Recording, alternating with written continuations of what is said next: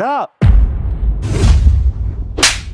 তোর এত বড় সাহস, তুই আমার দুধের শিশু বাচ্চাকে নিয়ে পালাচ্ছিস?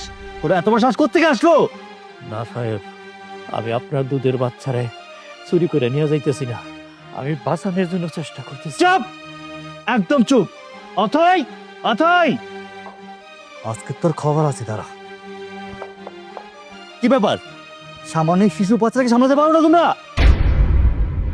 হায় হায়, দেখেছো সূর্য, এই বয়স্ক বুড়ো লোকটাকে আমি কত আপন মনে করতাম, কত বিশ্বাস করতাম, আর শেষমেশ কিনা এই বয়স্ক লোকটা আমার সন্তানকে চুরি করে নিয়ে এই বাড়ি ছেড়ে পালাচ্ছিল। এই, আপনার এত বড় সাহস কে দিয়েছে? হ্যাঁ সূর্য, তুমি এই লোকটাকে এখনো কিছু করছো না, আমার সন্তানকে চুরি করে নিয়ে যাচ্ছে। মা, তুমি কিছু বলছো না? হ্যাঁ যাবে বাবাজি, আমিও কিন্তু তোমারে সেটাই বলার চেষ্টা করি। এই যে এই লোকটা যারে তুমি বলো বাবা মা মারা যাওয়ার পরে নাকি সে তোমারে লালন পালন করে বড় করছে, আর আজকে সেই লোকটা তোমার বাচ্চারে নিয়ে পালাই যাইতেছে। মনে হয় বিক্রি করে মেলা টাকা পয়সা ইনকাম করব। মারো ধরে, ওরে মারো। চুপ করুন আপনারা। আপনাকে অনেক কথা আমি শুনছি, সাহেবের হাতে চর পর্যন্ত খাইছি, আমি কিচ্ছু বলি নাই। সাহেব, কি হয়েছে আমি ঘটনাটা বলতেছি, আপনি শুনেন। এই তো নে, আর দেরি করার দরকার নাই, তাড়াতাড়ি নিচে ফেল। মানে মা, আমি বলছিলাম কি, আমরা যে কাজটা করতে যাচ্ছি সেই কাজটা কি আমরা ঠিক করতে যাচ্ছি? মানে তুমি ধরো যে কথাটা যদি কোনোভাবে সূর্যের কান পর্যন্ত পৌঁছায় যে তুমি আর আমি মিলে সূর্য নিজের সন্তান কিভাবে দোতলা থেকে ফেলে দিয়ে আমরা মেরে ফেলেছি, তাহলে তুমি বুঝতে পারছো মা, সূর্য আমাদের কি হাল করবে? ও তো আমাদের মেরেই ফেলবে। আরে দেখো তো মেয়ে কি বলে। এই সূর্য কি জানতে পারবে যে ওর বাচ্চারে আমরা এই দোতলা থেকে নিচে ফেলে দিয়েছি? শোন, ও জানার আগেই কুত্তা বিলাই বাচ্চাটারে একদম টাঙিয়ে ছিঁড়ে খাইয়ে ফেলবে। এত কথা বলিস না তো, কেউ দেখার আগে তাড়াতাড়ি বাচ্চাটারে ফেল। মা, আবার কিন্তু ফেলতো ফেল বলতেছে।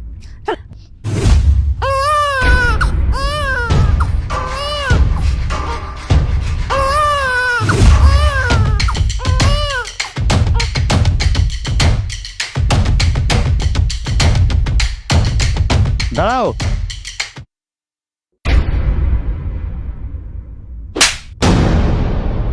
বিশ্বাসঘাতক! তোকে আমি যার জন্য এই বাড়িতে বউ করে নিয়ে আসছি, তুই তাকেই শেষ করে দিতে চেয়েছিলি? এই, তুই জানিস না আমি তোকে বিয়ে কেন করেছি? শুধু আমার সন্তানের জন্য, আমার সন্তানকে লালন পালন করার জন্য। আর আজকে তুই আমার সন্তানকে মেরে ফেলতে চেয়েছিলি? এই, বাসারে তোকে আমি কি বলেছিলাম?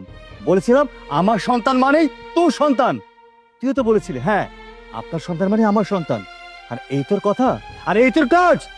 তুই শেষ পর্যন্ত আমার অরুচার সন্তানকে মেরে ফেলতে চেয়েছিলি।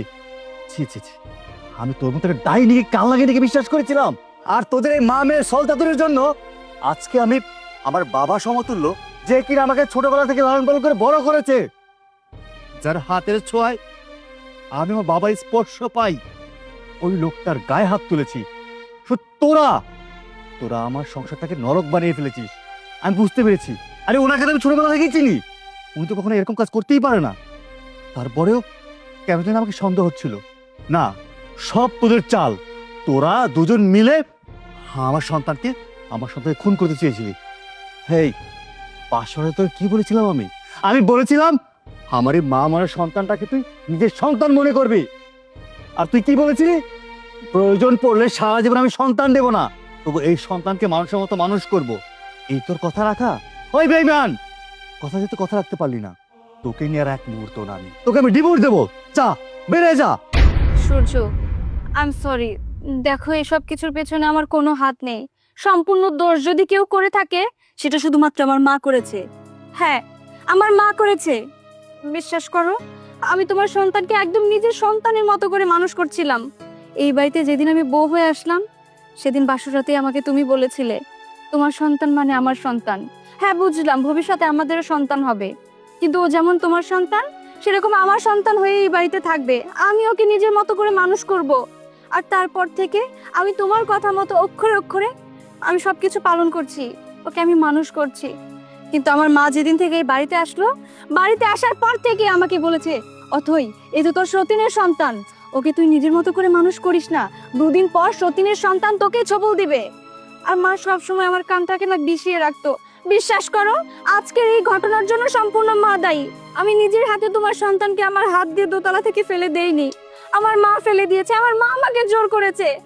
আমি এসব কিছুর পেছনে ছিলাম না, বিশ্বাস করো সম্পূর্ণ দোষ আমার মায়ের। আরে দূর হ, যার জন্য চুরি করি সেই কয় চোর। এই আমি কি মিথ্যা কথা বলছি নাকি? হ্যাঁ, চুপ করুন আপনি।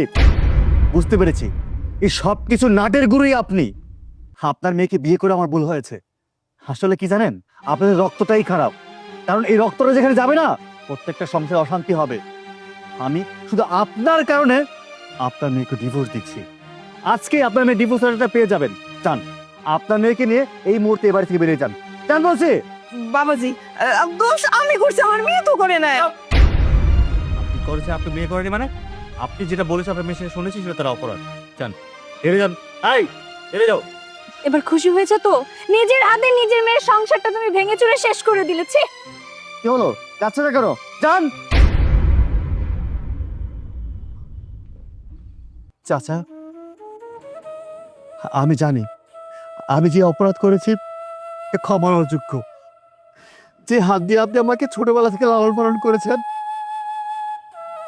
যে মানুষটা আমাকে বাবার আদর স্নেহ ভালোবাসা দিয়েছে, আমি আমি তার গায়ে হাত তুলেছি। এটা মহা বড় অপরাধ। আপনি আপনি আমাকে ক্ষমা করে দেবেন। স্যার, আপনার বাবা আমার এই বাড়িতে আইনা থেকে গেছিল। ছোট থেকে আপনাকে লালন পালন করছি। এই বাড়ির জন্য প্রত্যেকটা মানুষের আমার মায়া হয়। অনেক নুন আপনাকে বাড়িতে খাইছি, নুনের গুণ আমার দিতে হইব। আপনারা আমি যেমন ছোটবেলার থেকে লালন পালন করে মানুষ করছি, এই দাদু ভাই এরেও আমি সেই রকমেরই লালন পালন কইরা বড় কইরা তুলব।